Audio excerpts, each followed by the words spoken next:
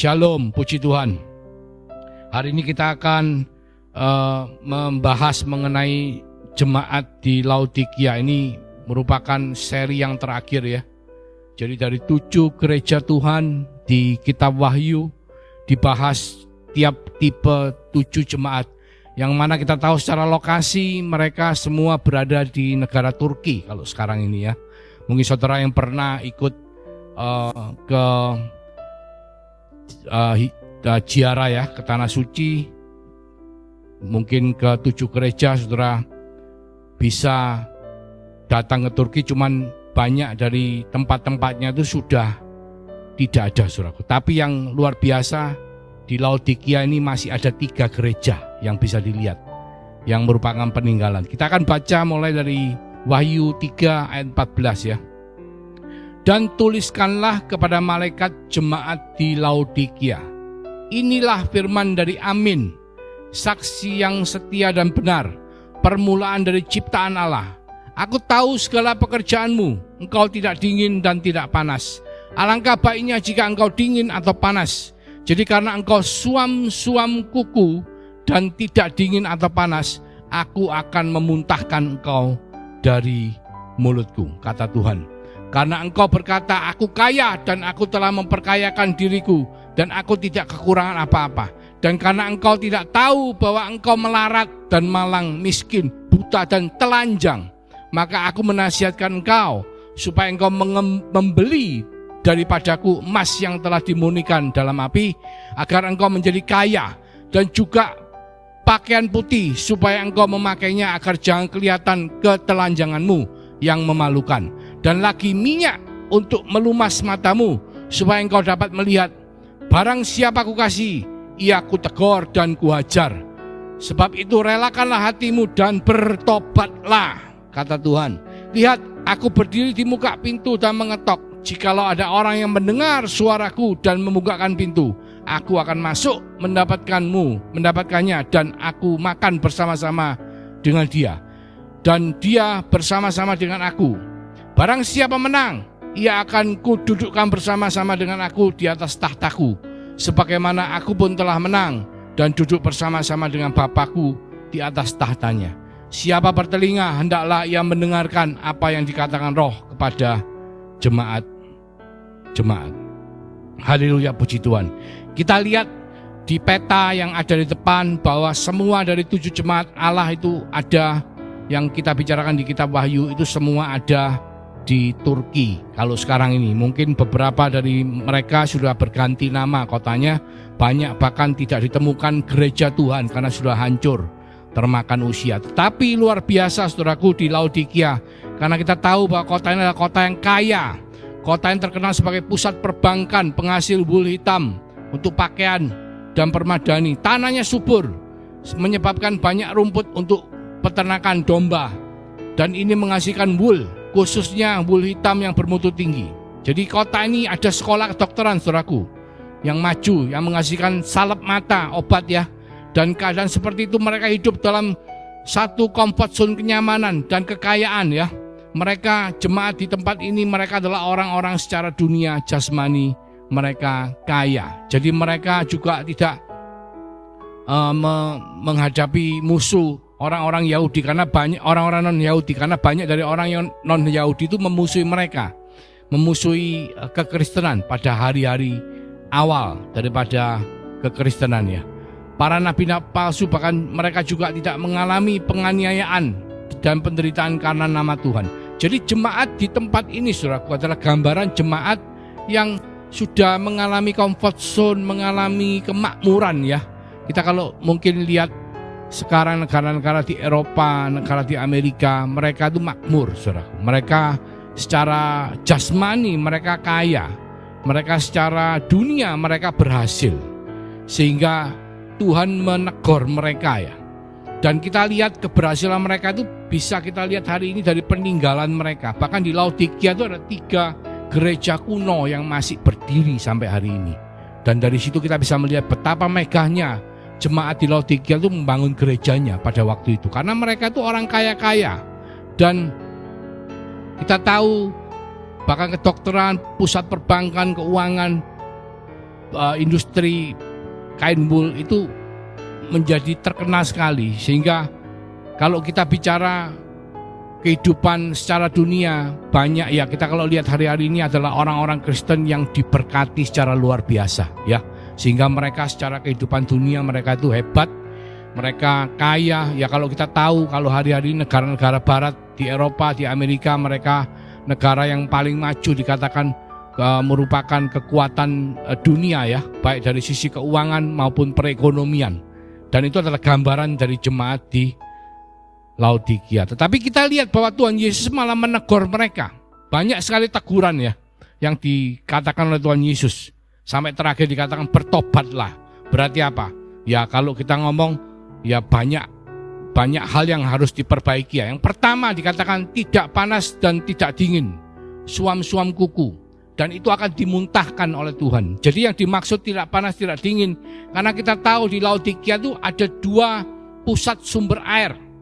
Yang dari atas itu di Hierapolis, itu sumber mata air panas, dan itu untuk pengobatan, saudaraku. Jadi sumber mata air panas itu diambil dari atas, dari utara, dari Laodikia. Itu adalah air yang dipakai untuk pengobatan. Dan sumber air dingin dari kota Kolose, itu dari selatan, dari bawah. Itu air dingin dipakai untuk air minum, saudaraku. Jadi kalau air panas dipakai untuk obat, air dingin dipakai untuk air minum, jadi mereka itu mempunyai dampak ya, mempunyai guna. Jadi gunanya apa? Yang dingin untuk minum, untuk orang hidup, yang panas untuk orang sakit bisa disembuhkan. Jadi mereka tidak suam-suam kuku. Saudara tahu suam-suam kuku itulah ya, kalau bahasa Indonesianya, Inggrisnya anyep-anyep ya. Istilahnya tidak panas, tidak dingin, biasa. Jadi biasa itu menunjukkan apa? Yang tidak ada gunanya. Jadi Tuhan tuh mengingatkan kepada jemaat di Laodikia, jadilah orang Kristen yang berguna. Jangan jadi orang Kristen yang tidak berguna. Kenapa dikatakan tidak berguna? Mungkin di dalam kehidupan mengikut Tuhan ini ada 2 macam, saudaraku. Ada orang yang merasa bahwa mereka itu dipanggil sebagai orang Lewi. Jadi mereka mendedikasikan hidupnya, mendedikasikan semuanya untuk Tuhan. Mereka bahkan banyak yang meninggalkan pekerjaan. Sama seperti ketika saya pertama dijamah oleh Tuhan 2007. Saya secara tidak langsung, saya tidak memikirkan pekerjaan saya sebanyak yang saya pikirkan mengenai Tuhan dan bagaimana saya bisa belajar untuk melayani Dia dengan lebih baik lagi dari hari ke hari.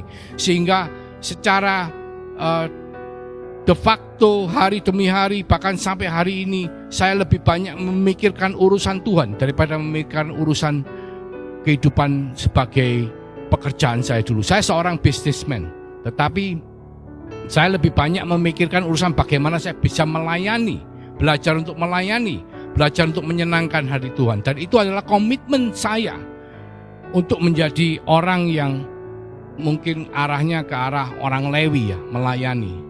Dan sebaliknya ada sisi lain lagi di mana orang mengatakan, oh ikut Tuhan tuh enggak perlu harus jadi pendeta, enggak perlu harus langsung terlibat dalam pelayanan. Cukup kita bekerja pada bidang atau pada wilayah kehidupan yang Tuhan sudah taruh. Misalnya sebagai dokter ya jadi dokter, misalnya sebagai pengusaha ya jadi pengusaha. Tetapi apapun yang kita sudah ditempatkan, karena setiap dari saudara dan saya sudah memiliki Taman Eden sendiri-sendiri. Tuhan sudah meletakkan kita pada wilayah kehidupan kita masing-masing. Tapi Tuhan mengingatkan, jangan suam-suam kuku.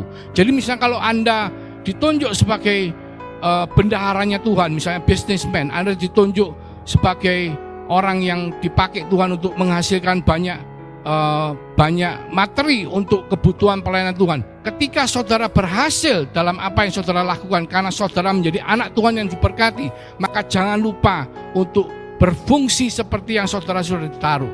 Sebaliknya, kalau saudara mendedikasikan kehidupan saudara sebagai orang Lewi, jadilah orang Lewi yang layak, betul-betul menyenangkan hati Tuhan, betul-betul melayani untuk Tuhan, bukan melayani untuk duit, saudaraku. Karena hari-hari ini mohon maaf, banyak terjadi kekacauan. Yang dikatakan Tuhan di Laodikia adalah suam-suam kuku. Jadi mestinya jadi bendahara Tuhan, tapi ketika berhasil diberkati, tidak memberkati gereja, tidak menggunakan materi yang diberikan oleh Tuhan untuk pelayanan di gereja. Sebaliknya, banyak orang Lewi yang sudah diberkati, diurapi luar biasa untuk memberitakan firman Tuhan, untuk memberitakan Injil. Tapi ketika mereka berhasil, mereka menggunakan untuk mencari materi. Itu namanya suam-suam kuku, saudaraku. Jadi Tuhan mengingatkan jemaat di Laodikia. Hari-hari ini banyak sekali terjadi jemaat di Laodikia dalam kehidupan kita, dimanapun.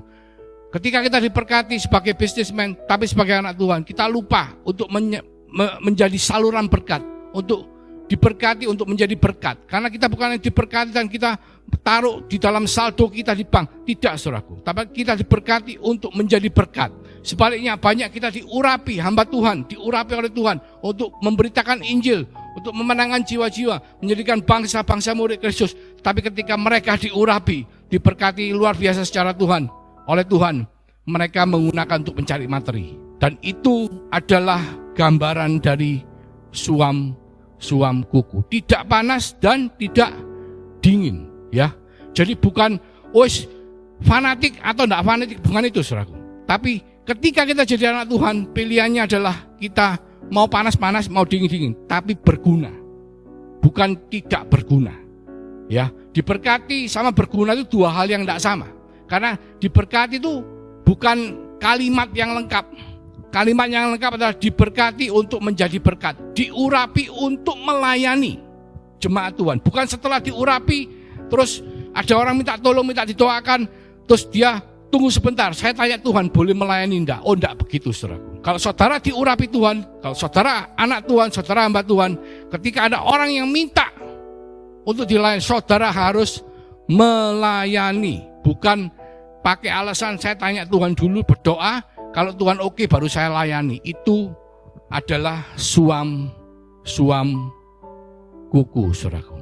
Itu yang pertama. Tuhan ngomong, kalau suam kuku akan apa? Dimuntahkan. Berarti apa? Dibuang sama Tuhan.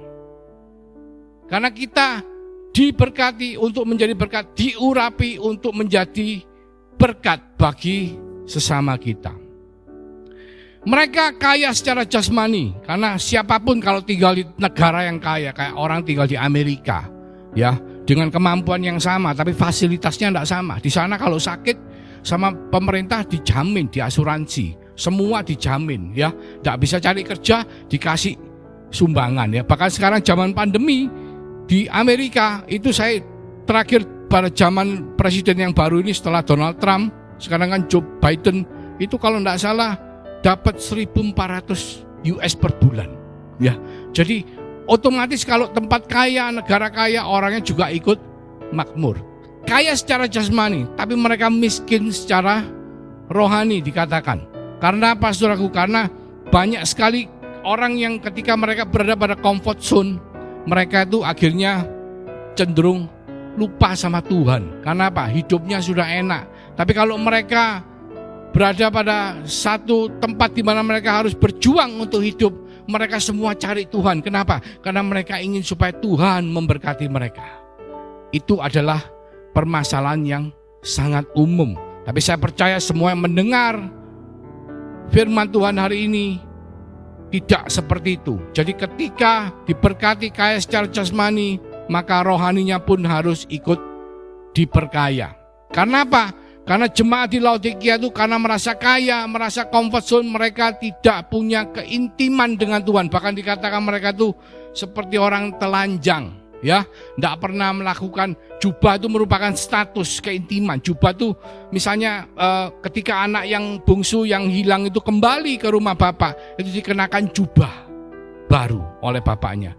Itu merupakan identitas, keintiman, identitas sebagai anak Tuhan, intim dengan Tuhan seperti anak dan bapak. Yusuf anak yang paling dikasih dari 12 saudara. Yusuf diberi jubah yang maha indah. Itu merupakan status, merupakan identitas. Dikatakan untuk jemaat di Laodikia, kamu ngomong kaya tapi kamu telanjang, ya kan? Dikatakan telanjang, tidak mengenakan jubah putih, disuruh beli emas yang dimurnikan dengan api. Saudara tahu emas kalau dimurnikan dengan api berarti apa? Logam emas ini dibakar dengan api supaya apa? Supaya yang bukan emasnya ini menguap karena api sehingga tertinggal emas 24 karat murni. Jadi jemaat di Laodikia dikatakan Tuhan harus mengalami satu proses dalam kehidupan untuk ikut Tuhan. Supaya apa? Menjadi sama seperti Tuhan. Karena apa? Ketika kita bertobat, Kita datang seperti anak bungsu gambarnya. Datang kepada Bapa dengan pakaian compang-camping, dengan tubuh yang bau babi. Setiap saudara dan saya ketika kita dijamah oleh Tuhan, kita bertobat, kita datang kepada Tuhan. Kita dipenuhi oleh dosa. Tubuh kita berbau najis, berbau babi, saudaraku. Tapi Tuhan menerima kita apa adanya. Dia merangkul kita seperti Tuhan merangkul anak bungsu yang kembali. Kita dirangkul, diterima apa adanya. Tetapi karena Tuhan mengasihi saudara dan saya, Tuhan tidak membiarkan saudara dan saya menjadi seperti apa adanya. Tapi Tuhan ingin saudara dan saya mengalami perubahan. Saudara saya supaya diproses seperti emas yang dimurnikan dengan api.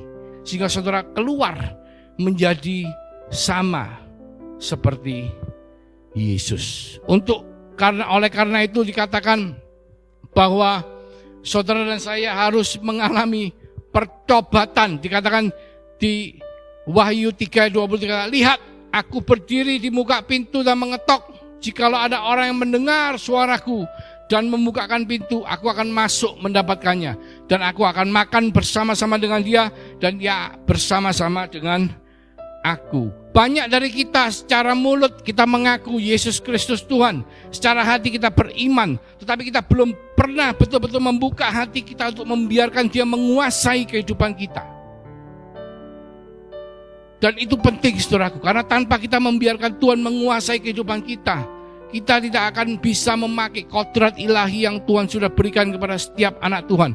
Karena setiap daripada kita yang percaya Yesus Kristus sebagai Tuhan dan Juru Selamat, Tuhan memeteraikan kita dengan Roh Kudus. Dan Roh Kudus itu ada di dalam kita, saudaraku, menyertai kita untuk selama-lamanya. Cuman banyak dari kita yang tidak sadar, banyak dari kita yang tidak ngerti, banyak yang dari kita yang tidak memiliki pengetahuan bahwa bedanya apa kalau ada Roh Kudus di dalam dengan tidak ada Roh Kudus di dalam. Saudara tahu cerita wayang Pandawa dan Kurawa? Kalau yang ngerti tahu, yang tidak ngerti mungkin tidak tahu. Tapi yang tidak ngerti nanti kita lihat Avenger. Avenger itu kan banyak manusia-manusia super. Ya, bedanya apa Avenger sama manusia biasa? Avenger punya kekuatan ekstra, punya kelebihan yang luar biasa. Nah, Pandawa dan Kurawa itu gambarnya seperti Avenger dengan manusia biasa. Kalau Pandawa cuma 5 orang, ya. 5 orang itu, tapi mereka adalah keturunan dari manusia dan dewa. Jadi bukan keturunan manusia. Kalau Kurawa, semua itu keturunan manusia. Sehingga ketika mereka berperang, Kurawa itu jumlahnya banyak sekali, saudaraku. Tetapi yang pasti yang menang itu adalah Pandawa. Karena Pandawa itu bukan manusia biasa. Mereka campuran antara dewa dengan manusia. Seperti Hercules. Hercules anaknya dewa Zeus dengan perempuan di bumi. Jadi setengah dewa, setengah manusia. Setengah ilahi, setengah jasmani, sehingga mereka punya kekuatan yang super. Dan itu bedanya antara saudara dengan orang-orang yang lain yang belum menjadi anak Tuhan. Karena Tuhan telah menjanjikan di 2 Petrus 1 ayat 3, karena kuasa ilahinya telah menganugerahkannya kepada kita segala sesuatu yang berguna untuk hidup yang saleh, oleh pengenalan kita akan Dia yang telah memanggil kita oleh kuasanya yang mulia dan ajaib. Dengan jalan itu Ia telah menganugerahkan kepada kita janji-janji yang berharga dari yang sangat besar, supaya olehnya kamu boleh mengambil bagian dalam kodrat ilahi dan luput dari hawa nafsu dunia yang membinasakan dunia. Karena meterai Roh Kudus yang ada di dalam diri kita, ketika kita selalu berhubungan, punya keintiman, membuka hati kita, membiarkan Roh Kudus menguasai kehidupan kita. Kadangkala, seringkali hal-hal sepele. Contoh misalnya beberapa saat yang lalu saya ngomong sama istri saya, kok rasanya kepingin duren ya. Hanya ngomong saja. Tahu-tahu di rumah sorenya malam ada yang kirim duren, saudaraku. Dan lucu, saudaraku, yang kirim duren itu juga kepingin jajan. Berapa hari kemudian atau berapa minggu saya lupa, kepingin makan jajan. Tahu-tahu saya dan istri dikirimi jajan sama orang banyak, saya kirimkan sebagian ke dia. Jadi kayaknya itu kebetulan. Tapi percaya saudaraku, di dalam Tuhan tidak ada yang kebetulan. Kelihatannya hal-hal kecil, tapi Tuhan telah memberikan itu sebagai kodrat ilahi kita. Kadang-kadang hal-hal seperti itu kita tidak pernah pikirkan, tapi Tuhan sediakan bagi orang-orang yang mengasihi Dia. Saudara, ketika saudara mulai punya keintiman dengan Tuhan, apapun yang menjadi pergumulan hidup saudara, bahkan helai rambut pun dari kepala saudara jatuh, Tuhan tahu, saudara. Dan Tuhan peduli. Tidak ada satu pun yang luput daripada rancangan Tuhan. Dan Tuhan minta kita untuk buka hati, kita bertobat, kita izinkan Roh Kudus, kita izinkan Tuhan untuk membuat kita punya keintiman dengan Tuhan. Kita mulai dengan disiplin rohani kita mulai dengan kehidupan sehari-hari kita. Jangan lupakan bahwa ada Tuhan, Allah Roh Kudus yang selalu menyertai kita. Amin. Kadang-kadang untuk hal-hal yang sepele, saudaraku, saudara bisa berkomunikasi dengan Dia, karena Dia adalah Tuhan yang hidup, Tuhan yang menjamah saudara, Tuhan yang berbicara kepada saudara, Tuhan yang memberikan yang terbaik untuk saudara. Kadang-kadang yang terbaik yang kita pikirkan bukanlah yang terbaik yang Tuhan janjikan. Tuhan menjanjikan saudara dan saya akan duduk bersama-sama dengan Dia. Kita bukan hanya 70-80 tahun, saudaraku. Saudara bisa khawatir kena pandemi, kena COVID-19, saudara bisa merasa, wah nanti kalau kena bisa pulang sama Tuhan. Tapi percaya janji Tuhan bahwa hidup kita adalah kekal bersama-sama dengan Tuhan untuk selama-lamanya. Dan Dia berjanji kepada jemaat di Laodikia bahwa Dia akan memberikan jemaat di Laodikia, saudara dan saya, untuk duduk bersama-sama dengan Tuhan. Ya, dikatakan barang siapa menang, ia akan kududukkan bersama-sama dengan aku di atas tahtaku, sebagaimana aku telah menang dan duduk bersama-sama dengan Bapakku di atas tahtanya. Siapa bertelinga, hendaklah ia mendengar apa yang dikatakan oleh Roh kepada jemaat-jemaat. Jadi kita semua tahu pada akhir zaman, setelah kita semua dipanggil rapture oleh Tuhan, pada kedatangan Tuhan yang kedua, kita dipanggil rapture, kita akan naik ke sorga, dan Tuhan akan mengadakan kursi pengadilan Kristus, saudaraku, bahwa kita semua akan dihakimi menurut apa yang kita perbuat, baik ataupun buruk, di sorga. Itu berarti apa? Barang siapa kita melakukan banyak hal baik, kita akan diberikan upah yang besar. Dan setelah itu, saudaraku, kita semua akan duduk bersama-sama di perjamuan kudus anak domba Allah. Bersama-sama dengan Yesus kita duduk di meja. Kita bersama-sama Dia dengan orang-orang kudus lainnya. Dan setelah itu kita bersama-sama Yesus sebagai kepala menunggang kuda putih, dan kita menunggang kuda sebagai orang-orang kudus. Kita akan turun ke bumi memerangi si jahat iblis tua bersama antikristus. Dan setelah itu, saudaraku, tibalah kesudahannya. Dan itu janji Tuhan kepada jemaat di Laodikia. Barang siapa yang menang, kepada jemaat yang kaya, yang merasa kaya tetapi ternyata telanjang dan miskin, yang merasa melakukan banyak hal tapi ternyata mereka tidak pernah melakukan apa-apa, bahkan status mereka pun tidak jelas. Orang telanjang itu tidak jelas, saudara. Orang yang memakai jubah itu telah beridentitas sebagai anak Allah, tapi orang telanjang tidak jelas.